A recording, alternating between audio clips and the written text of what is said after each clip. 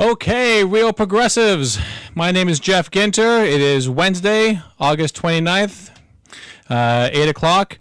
There's a few things that I want to talk about right at the start. This whole conversation that we're about to have was inspired by a lot of different things, but really crystallized by Stephanie Kelton. She is my personal hero, but she is the one that gave me my first aha moment.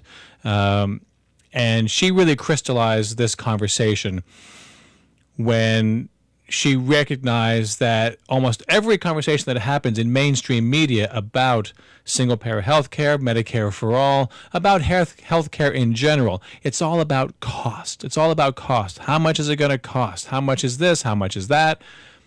There's very little to no actual discussion about how important it is, how necessary it is to the nation, to the people of this country. There's no moral talk about the necessity of having it, about the moral failure of us not having it, the real cost of not having it. If you want to talk about cost, we can talk about the cost of not having it. But all they ever say, both on the left and on the right, how much is this going to cost us? Trillions of dollars, trillions of dollars. Oh my God. And I've fucking had it. I'm absolutely at the end of my rope with that very question about how much is it going to cost. If it was your mother's life on the line, you wouldn't give a shit how much it cost. You would find the money if there was any way to do it. You would beg, you would borrow, you would steal, you would lie, you would kill. You would do whatever was necessary to save the life of your loved one. We're talking about life or death. So that's where this conversation starts from. That was the inspiration for this. I got to give a shout out to Stephanie Kelton for really being able to crystallize that thought. That by all means, talk about how much it's going to cost as a means of doing it. But never talk about how much it's going to cost as an excuse to not do it. You simply do it. That's what a civilized society does. We take care of one another. The whole reason we ever got together to form communities in the first place is because we realized we were stronger together than we were separately. If we didn't believe that, we would never have formed communities, we would never have formed cities, we would never have put walls around those cities. Stronger together.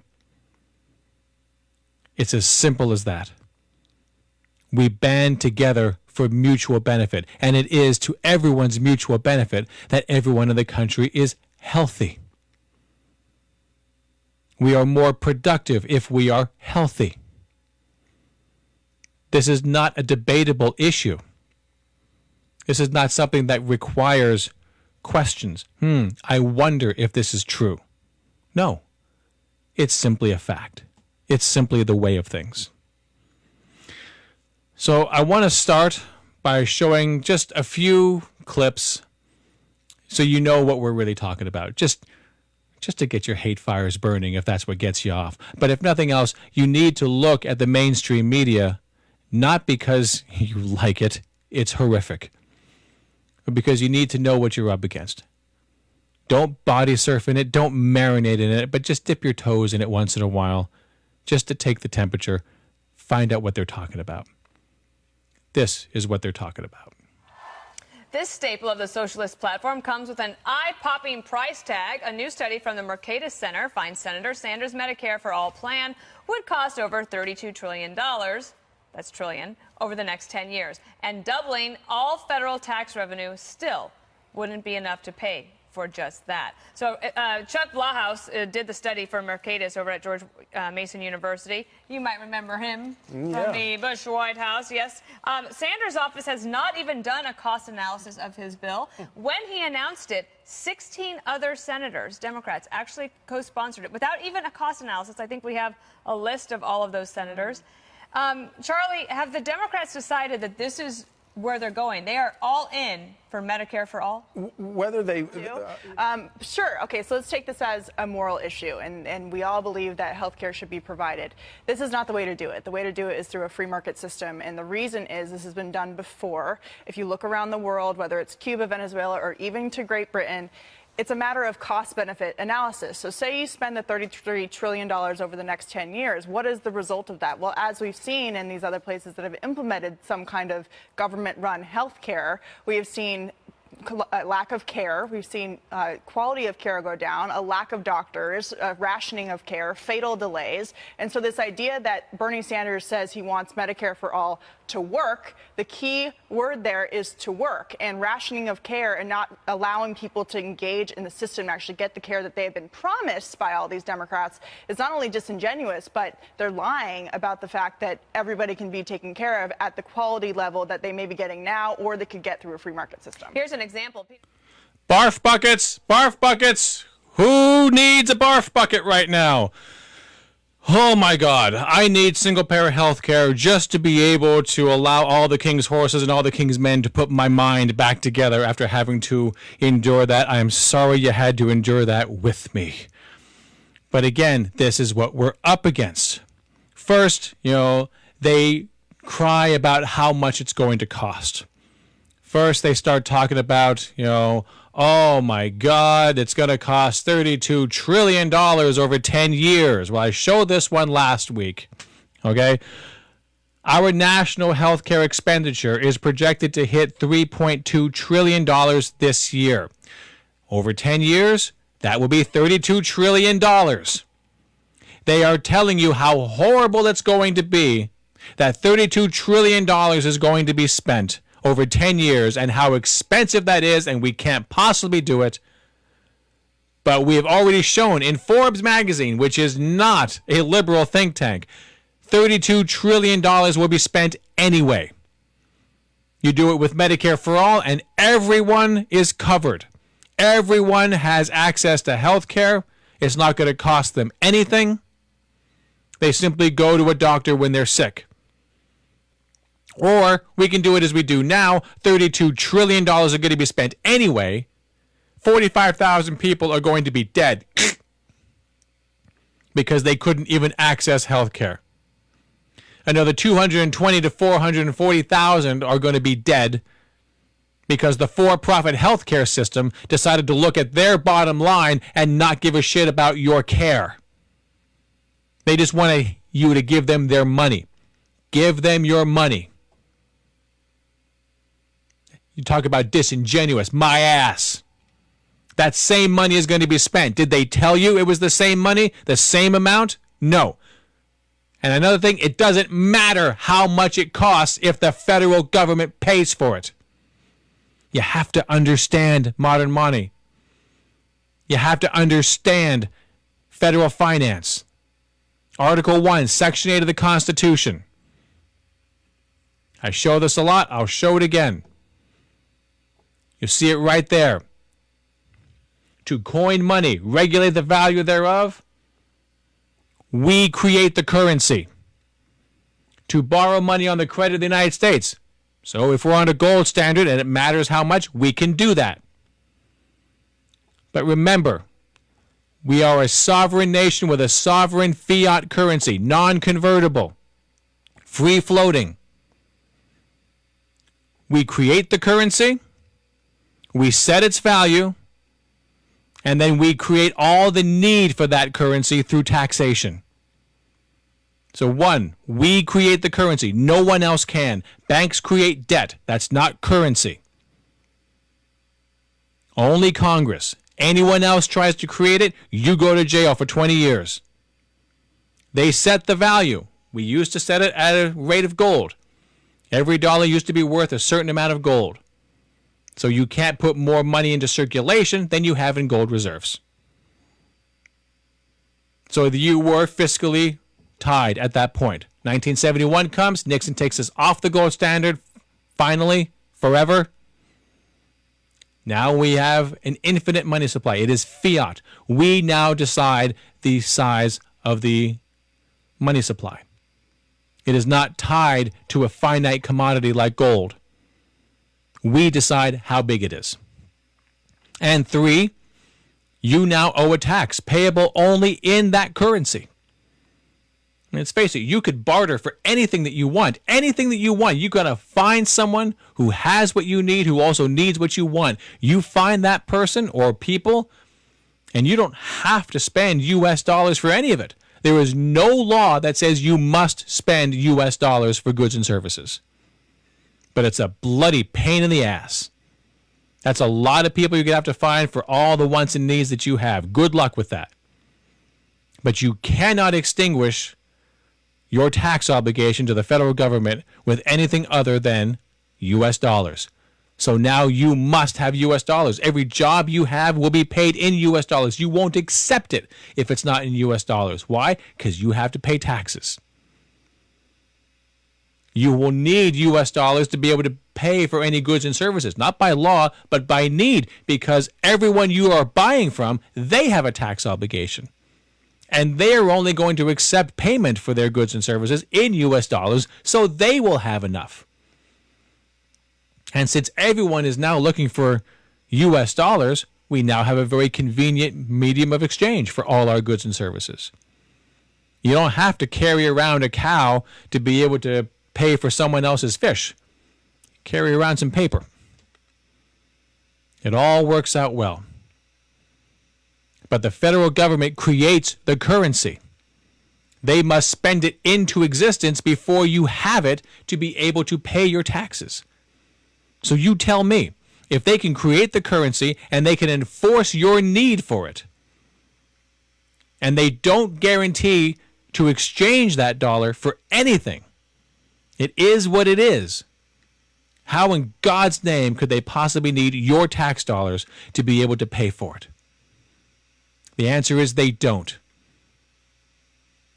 They don't need your tax dollars to pay for single-payer health care. So when they say that it's going to cost $32 trillion, yes, it will. It can cost $50 trillion. The money doesn't matter if the federal government is paying for it. Right now, $32 trillion are being spent by us. We pay it in premiums, in co-pays. Our businesses have to pay a large lion's share of it, and the insurance companies have to pay a large lion's share of it. But it is all done privately.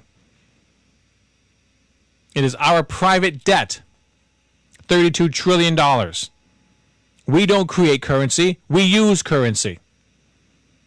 So point number 1, when they try to scare us with it's going to be $32 trillion over 10 years, fuck you very much. That's what happens right now, and we can't sustain it any longer. We're going bankrupt, we're being homeless, and we're dying in mass numbers. But you want to talk about the austerity of other nations, the rationing that happens in other nations. I'm not going to spend any time here talking about what kind of rationing does or does not go on in other nations. You can look that up. I've done that show before.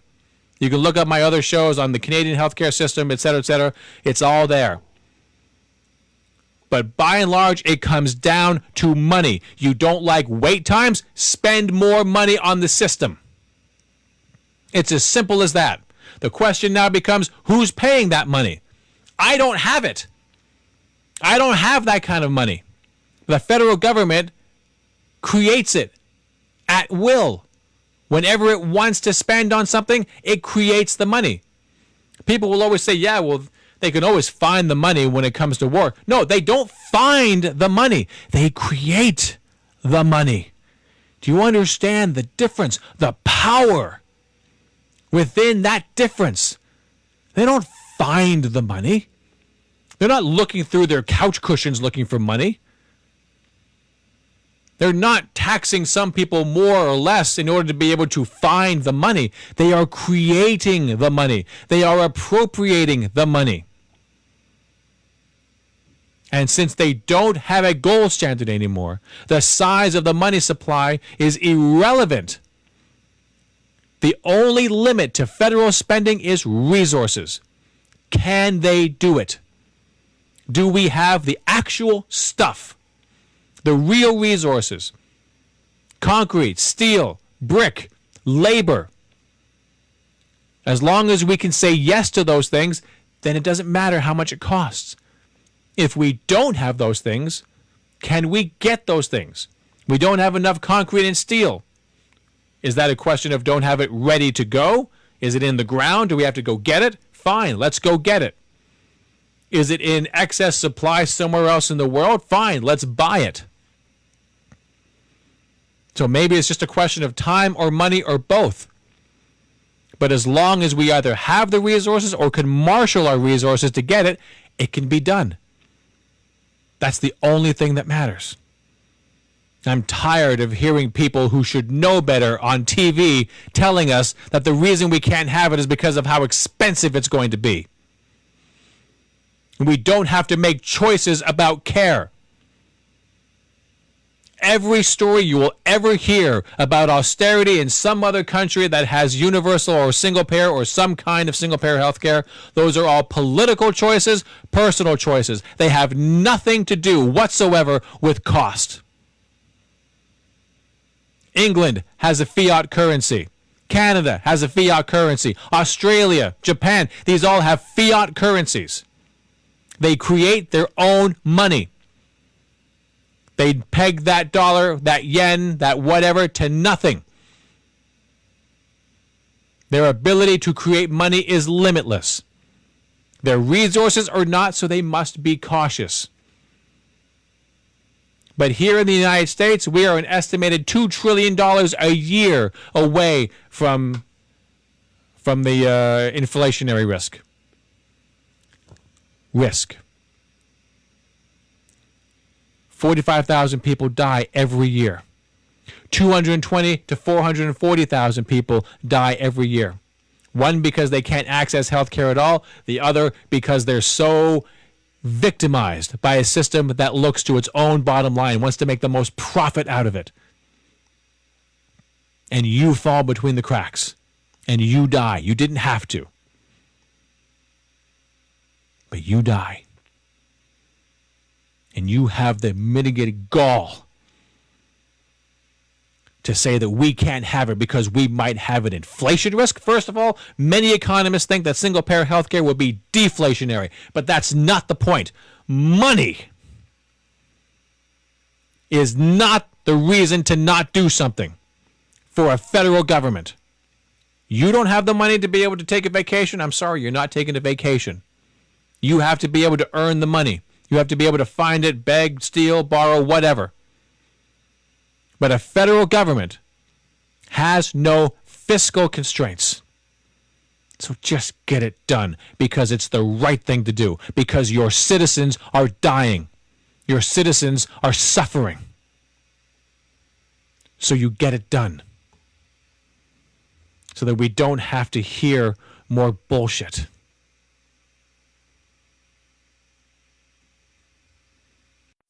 Senate Democrats saying that too.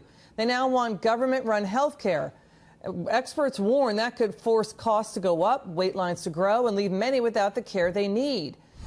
New study says the estimated cost for Bernie Sanders' Medicare for All, $32.6 trillion bucks over 10 years. That's double what Bernie Sanders said it would be about a few years ago. Let's bring in Bill McGurn of the editorial board of the Wall Street Journal. What's your take on all this, Bill? This sounds like my 13-year-old daughter's idea of expenditures. You know, she just chooses what she wants, and we're going to pay. You know, and actually for her, it works more or less that way, although we do impose some limits. So here's the thing. To pay for Sanders' plan, according to this recent estimate from Mercatus, you would have to double both the federal income and the federal corporate tax rate. And I'm told even that wouldn't be enough to cover, you know, the added federal costs. It's crazy. Look, these are not serious things. These are more sound bites and so forth. It is telling that it's now Medicare for All because Medicare is a better name than Obamacare, right? Instead of approving Obamacare or anything, because we were fed all this nonsense about Obamacare, that it wouldn't cost anything. Wasn't it bend the cost curve and everything? Right. They say experts say. And they're not going to tell you what experts they're talking about. They don't care. They just want to talk about this study, that study. Who are you going to be talking to? What experts are you talking about? Because I've got the experts right here. You're seeing them go around on the screen right now. It's insane. It is crazy. You want to talk about experts? Talk about Warren Mosler, the father of modern monetary theory. He owned a bank. The man is brilliant. Stephanie Kelton, my personal hero. Randy Ray, Pavlina Chernova, Bill Mitchell, Stephen Hale, Fidel Kaboub, Scott Fulwiler, Ellis Winningham, Mike Norman, Rohan Gray. Just get on real progressives. Get on deficit owls.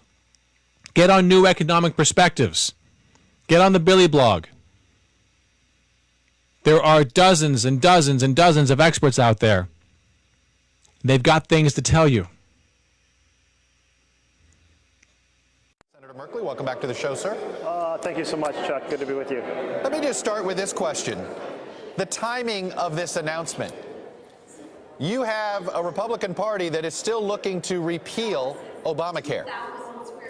The possibility that they do that is still there for the next couple of weeks. Why muddy up this issue? Why spend so much time working on a new health care plan when the Democratic Party took so many bullets for fighting for Obamacare, and you've still been fighting for it, and it's still the law of the land? Look, it sounds great. Everybody wants this until you tell them they're going to have their taxes raised in order to pay for it. That's number one. But again, I go back to Obamacare. Is this your way of saying Obamacare is a failure? No. This is insane. This is just beyond insane. You know, first, they tell us that we should not fight for single-payer health care. You got to fight for the ACA.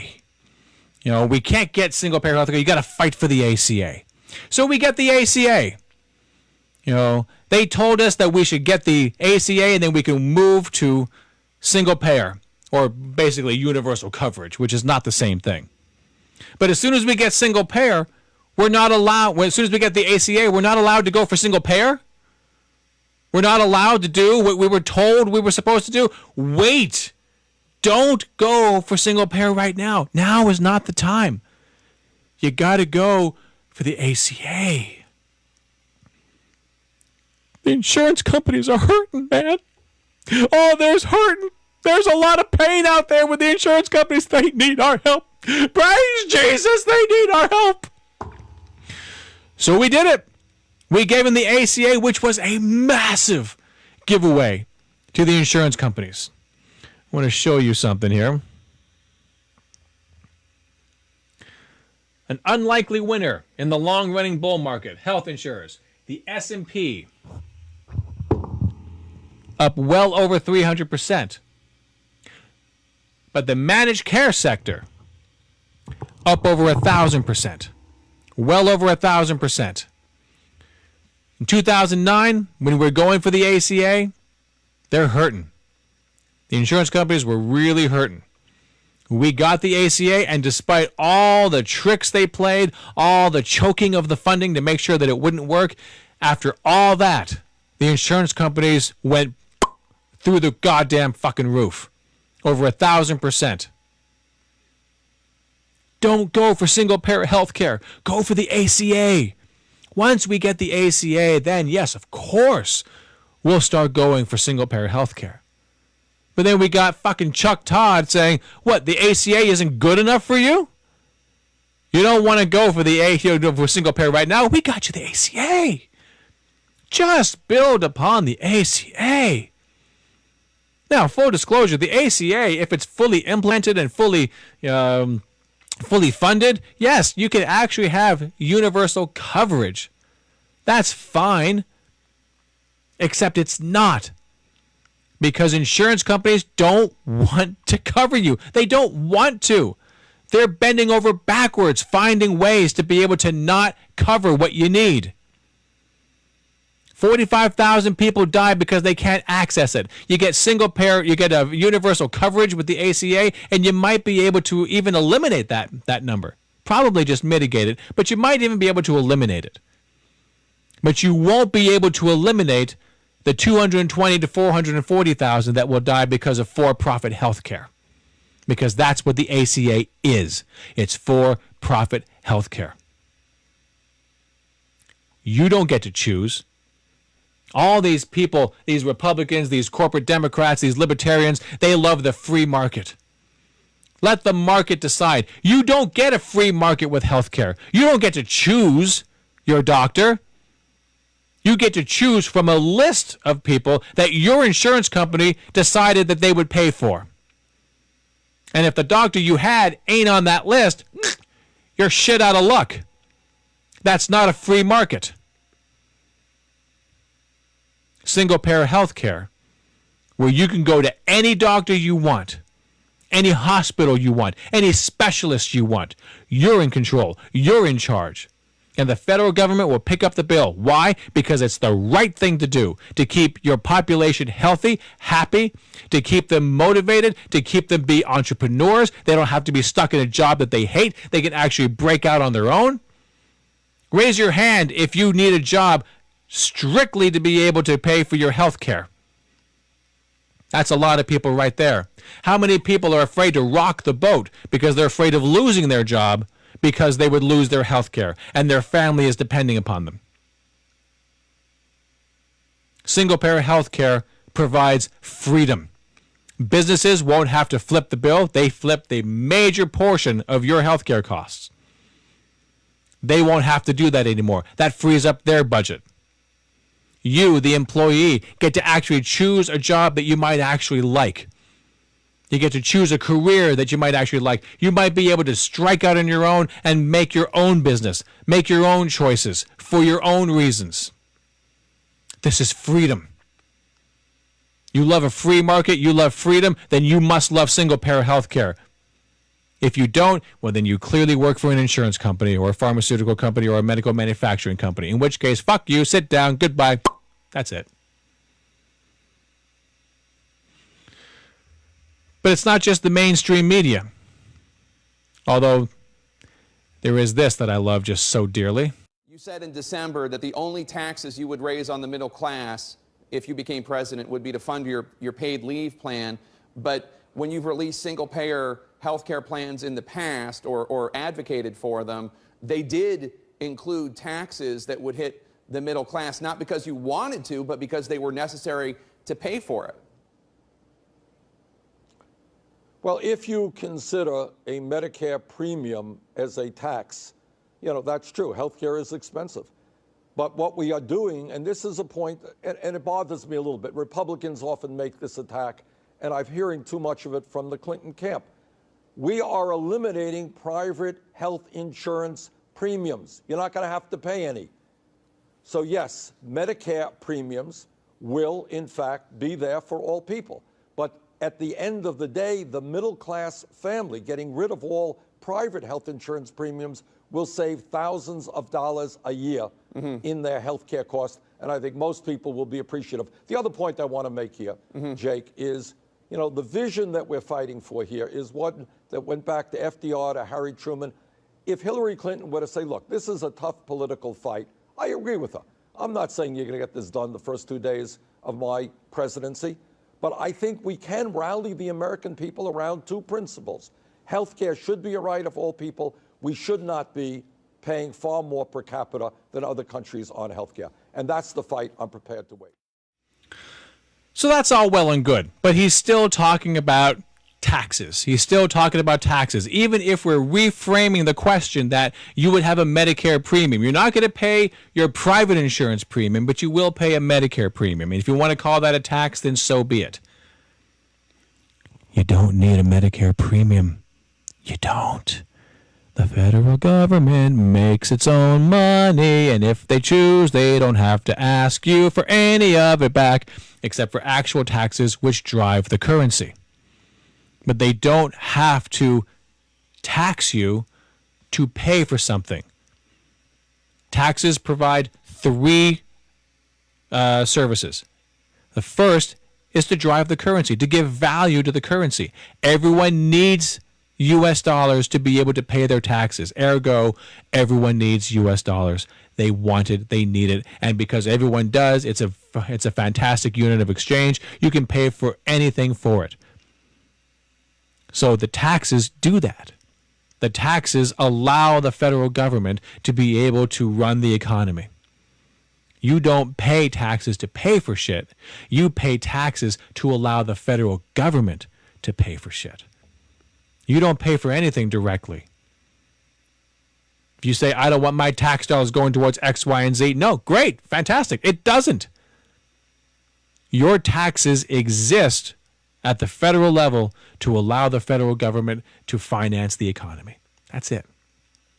Number two, taxes help us to be able to combat inflation. If we actually start running out of stuff, if we have maximum employment, if we start running out of productive capacity, if we're not able to create more goods and services, and this happens for a while, and we keep spending into the economy, then we might have an inflationary issue. Goods and services might start going up in price because everyone has money and there's not enough goods and services to go around. So, if that happens, and we can't squeeze out any more productive capacity, we might have to start raising taxes to be able to start taking away your ability to create demand. Wanting something is not demand. The ability to pay for it is demand. You walk into a store to window shop, and everyone does that. No one is buying anything. The shop is going to close. Why? There's no demand. A lot of interest, but no demand. But everyone goes into that same shop and starts buying shit all over the place, and the store can't keep up because they can't keep up with what? What? They can't keep up with the demand. So if there's a ton of demand out there and the nation cannot keep up with that demand, then we can use taxation to be able to soak up some of that excess demand. You don't have as much money because we took it back in taxes. Therefore, you don't have as much spending power. Therefore, there's not as much demand in the economy. Mission accomplished. Number three, it's called a Pigovian tax, a tax designed to curb or influence or in some way influence your behavior. I don't like smoking. We have decided as a nation that smoking is bad. We want to be able to at least mitigate it, if not eliminate it, but we're not going to be outright dicks and outlaw it. We'll just put a tax on it. We'll put a tax and more people won't be able to afford it. They'll be inspired to quit rather than pay the tax. Mission accomplished. You know, in a wonderful example of a Pigovian tax that just does not function as a means of showing how it can't possibly function to finance something. Bernie Sanders, love him. He was my senator for 16 years in Vermont, never made me embarrassed once. But he wants to be able to finance debt-free college, tuition-free college with a tax on Wall Street speculation. We have decided that Wall Street speculation is bad for the economy. It's bad for the country. We don't want to do it anymore. So we're going to put a tax on it. We tax it to influence you not to do it. It's not going to be profitable anymore for you to engage in that kind of speculation because you have to pay too much money. But we're also, with the same breath, saying we're going to take this money from this tax and we're going to use it to send you to college. You get to go to college because we're taxing these people in an effort to stop their behavior. Well, what happens when the behavior is successfully stopped? The tax actually did its job, and that revenue stream dries up. Now you're not going to college. You got to be able to divorce federal taxes from federal spending. One should have nothing to do with the other. We don't like Wall Street speculation. Tax them. By all means, tax them. But don't think for a second that you're going to utilize that money as revenue. Government doesn't need revenue. It's insane. So you just understand, if they actually did that, which they could, there's nothing stopping them from doing something politically stupid and fiscally irresponsible. But if you do that, you're shooting yourself in the foot by law. So don't do that. You want to send people to college? Send them to college. Pay for it. Create the money. Come up with the program. Decide how you're going to implement it. Find out how much it's going to cost. Do you have the resources to do it? Do we have all the colleges that we need? Do we have all the professors and the paralegals? Do we have everything that we need? Yes? Get it done. We don't have it? Can we build the colleges? Can we hire the teachers? Can we train them? Do we need more education? Ironically, we may need to build some schools so we can build some schools. But that's the question. It's a question of resources. You want to do these things? Do it. Don't give me bullshit about cost. And don't fucking give me this all idea about cost-benefit analysis about healthcare. They haven't done their cost-benefit analysis. I have. And it's very simple. You do it and everyone lives. You don't do it and people die by the hundreds of thousands. Case closed. There's your cost-benefit analysis. If you're in the insurance company, it's a goddamn nightmare. Your whole business model goes goodbye. If you're a pharmaceutical company, it means the government's going to be able to negotiate prices. Not because we need to have our finances looked after, but it's because it's fucking immoral. What you've been doing for decades and decades and decades, it's immoral. And we, the people, have decided that we're going to put a stop to it. Have we decided that you're not going to be able to make a good living? No. We have decided that medication is important. We have decided that medical manufacturers play an important role. Hospitals, doctors, we have decided that all these things are important, and the payment for these things should reflect how important they are. You're going to make out good, but you're not going to make out like a fucking bandit. Those days are over. But they don't want it to be over. Insurance companies, pharmaceutical companies, medical manufacturers, all these people, a very small minority of the population, but with a huge amount of power, because they've been able to suck a lot of money from government for a long time, and they've accumulated it, and now they're using it. So we have to become more powerful. They have money, we have numbers. They have money and they are organized. We have numbers and we're not so organized. So let's change that. Let's get organized. Let's find something that each and every person listening to my voice, to any voice, can do. You want to do what I do? Do it. You want to write letters? Do that. You want to be able to organize protests? Do it. You want to be able to shine a light on somebody? Find a way to do it. Just do it. Stop talking about it and do it. Be better than I am. Be better than I was for 47 years, doing nothing but yelling at a TV screen. Be better. I betrayed my family for 47 years. Be better than I am. Be better than I was. You can do that. You have a voice. Find a platform. Find a way to be heard. Once we get critical mass, we don't have to get everyone. We just have to get enough of them. And then we start to win big time. But the first thing you're going to have to learn is federal finance. Because if you don't, you're the gatekeeper. You are the gatekeeper. If you don't learn federal finance, you're going to let a lot of bad people through the gate. Either bad because they're bad, or bad because they just don't know and they're going to do bad things. Maybe not knowingly, but it's going to happen anyway. So you're the gatekeeper. So you got to learn. Do it for your family. Do it for your friends. Do it for future generations. Do it for yourself. I don't care why you do it. Just do it. You love your family, right?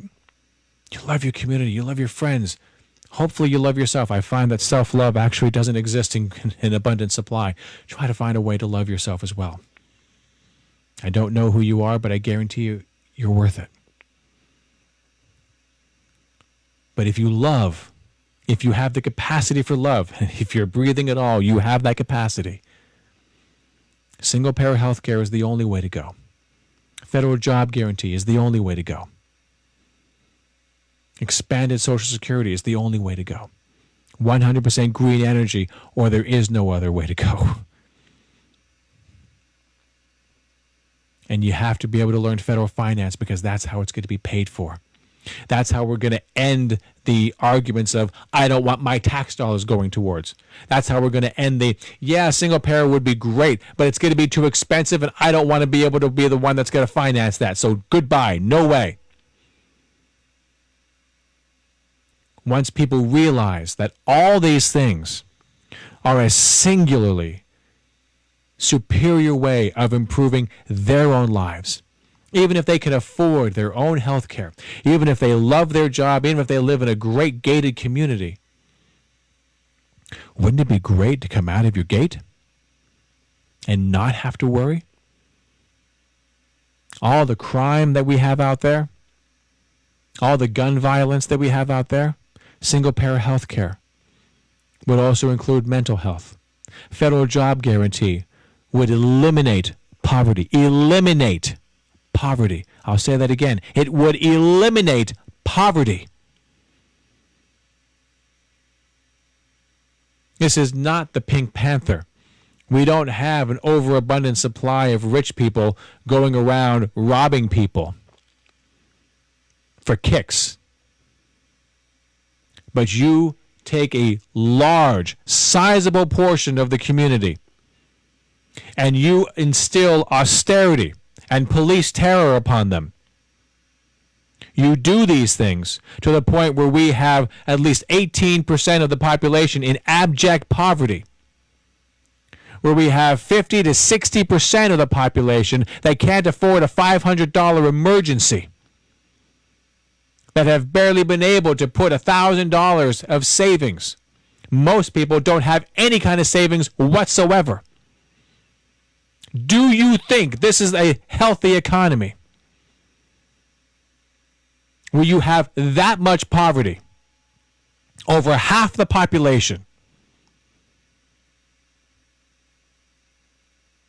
If you live in an ivory tower, there's a reason you have to lock your door at night. Wouldn't it be nice to not have to do that? So help create the conditions under which that can happen. Eliminate poverty. Eliminate unnecessary death. Create a healthy, productive society where people feel invested in their own lives, invested in their communities. We're going to have to talk about reparations in this country, both for African Americans and for Native Americans. Because chickens come home to roost. You got to be able to look to your past. You got to look at it unflinchingly and realize we did that. And it has real consequences in the modern era. And if for no other reason, do it for love. Because it was wrong. And even though you didn't do it yourself, you reap the benefits from it. And reversing those heinous, horrible chapters in our history will not diminish the quality of your life. It will enhance it. You will have increased opportunity because everyone will be able to share in that bounty. Everyone. You can do that. We can all do that once we realize that we are not financially constrained at the federal level. Now, for all the things that I'm talking about here, there is one ingredient that is paramount, that you'll never be able to get away from, not for as long as you live. It took 40 years for things to get as bad as they have. I want to talk about this. I haven't put this one up in a while, but 40 years for things to get as bad as they are right now. Right after World War II, if you look at this graph, you see that for 30 years after World War II, up until like the early to mid-1970s, as GDP rose, so did wages. Maybe not directly proportional, but GDP went up. We shared in that. At least if you were white. Once again, reparations. But right after we went off the gold standard, right after that, look at GDP going through the goddamn roof and our wages just flatline.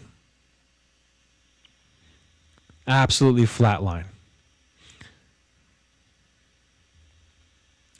There is this right here.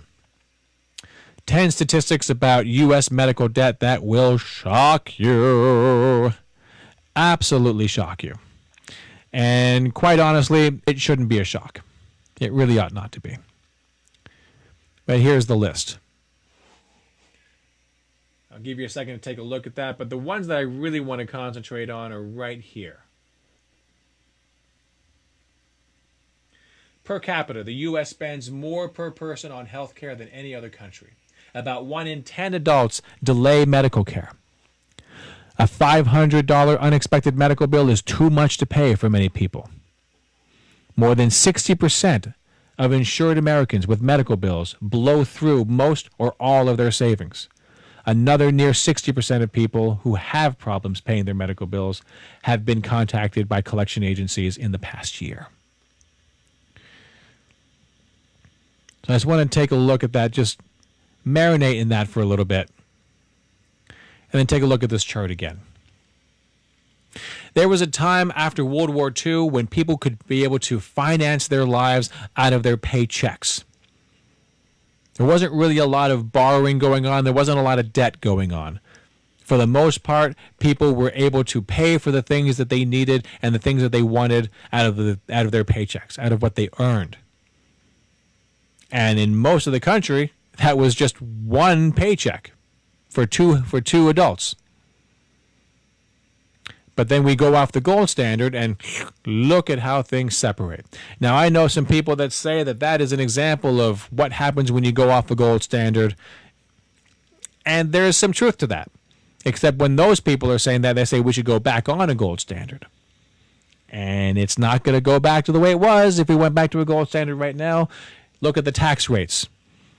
Because if you're on a gold standard, you need to tax and borrow to be able to finance things, and the rich were taxed into the Stone Age. You go on a gold standard now, if you don't change the taxation system, well, it's not going to work out quite the way you think.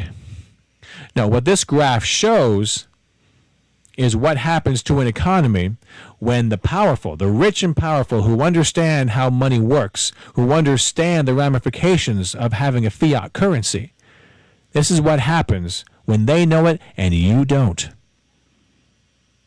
They steal the wealth of the country and they leave you with crumbs. So we wind up with medical debt, bankruptcies, homelessness, death, misery. And we also wind up with people like this. And the solution from Bernie Sanders, and I know people like him because they think he's sweet and he's genuine versus Hillary Clinton, blah, blah, blah. Okay, there. But his solution is Medicare. Medicare for All, which is an entirely broken system. I'll continue to get into that. But a liberal think tank estimated that Bernie Sanders' proposed plan would add $32 trillion in federal spending over the next 10 years. This isn't the Heritage Foundation. This isn't coming from Fox News. This is coming from a leftist think tank. This is the best case scenario. Medicare at this point, by the way, is basically already insolvent. If you look at the CBO reports, they plan for it to be completely insolvent, well, now. And so people are trumpeting. So you get a fool like this. I'm going to be kind to this guy as best I can. You know, as far as I know, this guy from CRTV just doesn't know. He simply doesn't have a clue. He has no idea what the CBO does. He has no idea what the Medicare and Social Security trust funds are all about. He doesn't understand federal finance to save his life. That's me being generous. For all I know, he absolutely knows, and he's just a dick. Doesn't care that you're dying, choking on your own debt, imposed upon you by a system that needs you to be in debt so that it can make billions of dollars. Of course, I'm talking about Wall Street. But the CBO was told in the 80s that for every score they did, they would have to be able to mention what it was going to do to the debt and the deficit. And the people in power at that time knew absolutely, perfectly well that the deficit was simply the difference between how much the government was going to spend in a year versus how much they would take back in taxes. That's it. And if you're on a fiat currency, where you create the currency and you don't promise to exchange anything for gold or any other commodity, it doesn't matter how big the deficit is. It matters where it was spent. It matters who got the benefits from that deficit spending. The economy runs on sales. If there are no sales, there is no economy. So if you give that deficit spending to the rich, they're already maxed out all their discretionary spending. They don't need anything more. They're just going to use it to buy back more stocks. They're going to use that money to make more money. Trickle down has never worked. But if you spend that money on the 99%, the people who need to be able to spend almost all of their paychecks just to be able to get by, then you're going to be able to have people financing the economy through their paychecks. Right now, they're still the ones that are financing the economy. It's just not through their paychecks. It's through credit card loans. It's through student loans. It's through predatory lending. It's through bank loans. All these financial institutions making billions of dollars off of our debt. But this guy doesn't know.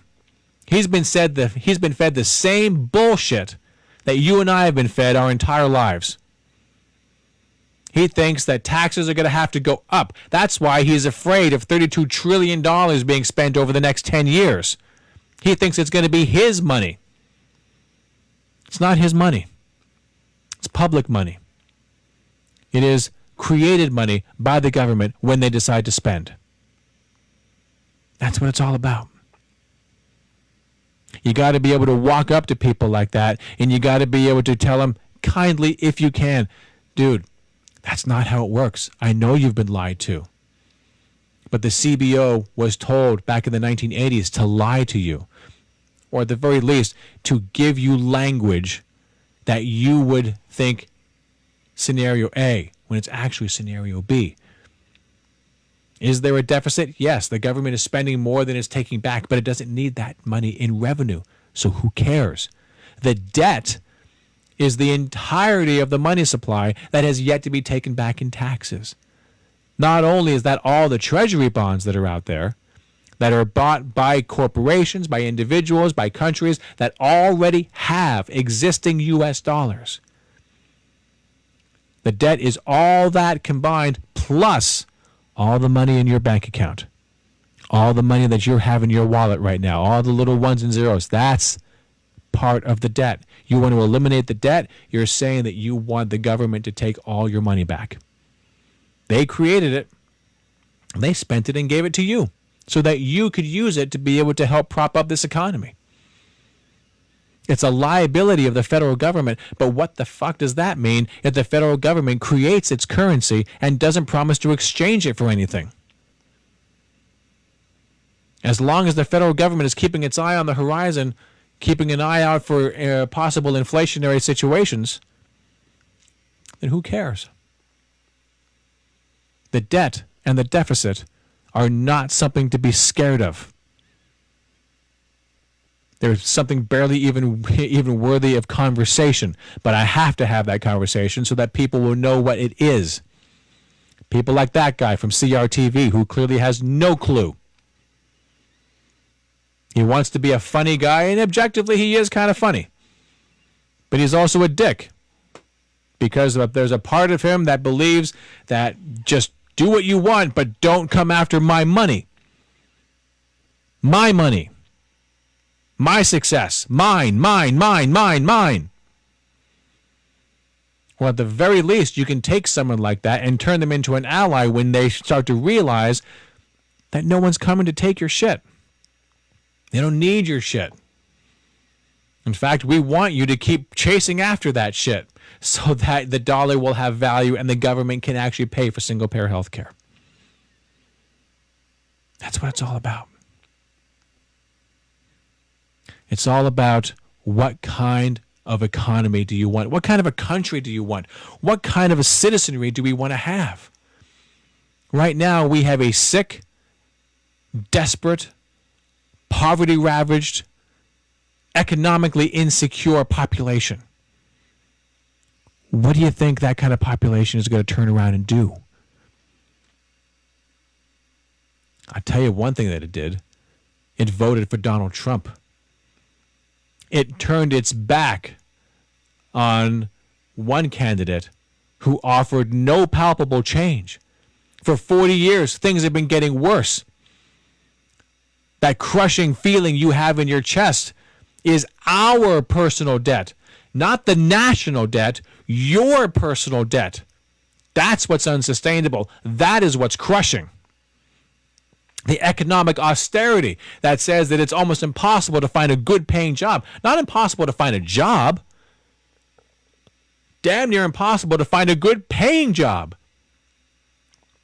But they'll bandy about the 3.9 unemployment rate, and suck each other's dicks and say, woohoo, 20-year low in unemployment.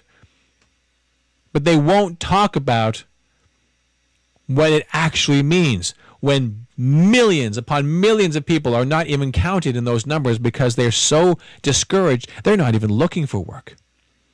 It doesn't include the fact that that number includes tons and tons of temporary work, part-time work, poor paid work, no benefits.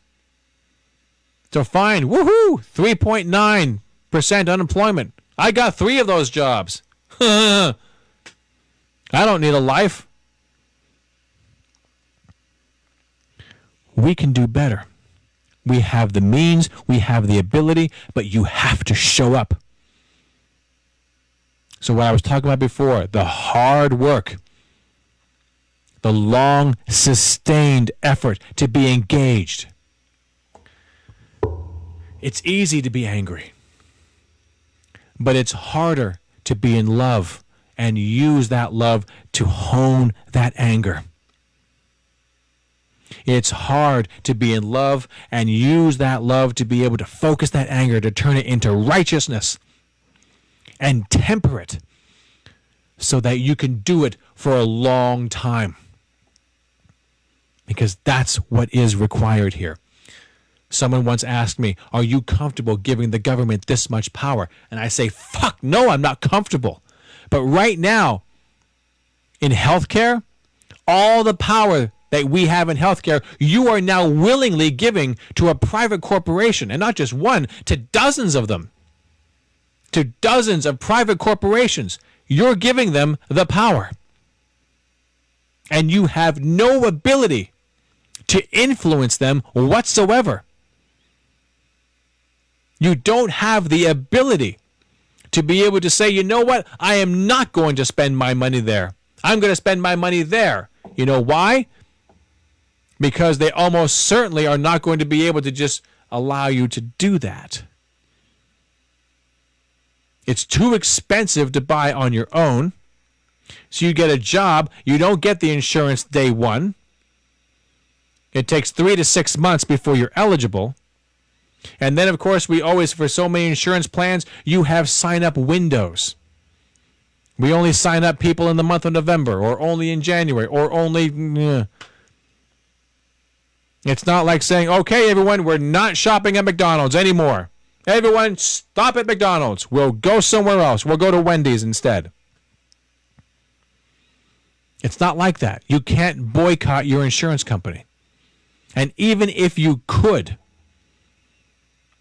there are millions of people who are simply not in a healthy place.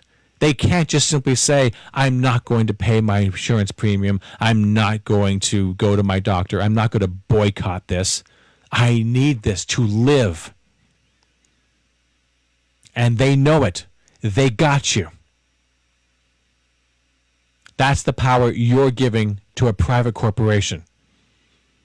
So instead, give it to the government. Why? Because we are the government. That That graphic right there is the result of us not standing up. There's absolutely nothing that they could have done without our consent. That is private corporations and rich people and oligarchs understanding the monetary system and utilizing it to their benefit, to our detriment. And then spending 40 years making sure that we don't catch on. They love it when they hear from us that we're going to have to tax them to be able to get the things that they want, that we want. Because they know it's not going to happen. They get us to do our fighting for us. So stop having that fight. Learn federal finance. Understand how it actually works. So that we can actually have the things we want now. We don't need to tax Wall Street first, but we do need to tax Wall Street. But you set up that fight before we get single-payer health care. People die while you have your little fight. We don't need to reduce the military-industrial complex before we have a federal job guarantee and single-payer health care and green energy. No, we don't. We do need to do those things. The military-industrial complex is out of control, and they have to be reined in. Wall Street must be taxed. The rich must be taxed for moral reasons. And if you want to have both arguments at the same time, as long as you have divorced the taxing from the spending, have at thee. But if you're going to make a choice, one or the other, you must do single-payer health care first. You must do a federal job guarantee first. Then circle back and tax the rich. Save lives now. Save lives first. That is your moral obligation. And you're going to have to stay engaged for the rest of your life. Remember that graphic. That graphic was because we didn't stand up. So if you don't like where things are right now, you're going to have to be able to commit to yourself to getting engaged and staying engaged no matter how hard it is. And of course, you'll take regular breaks. Everyone has to take breaks. But get back in that fucking ring.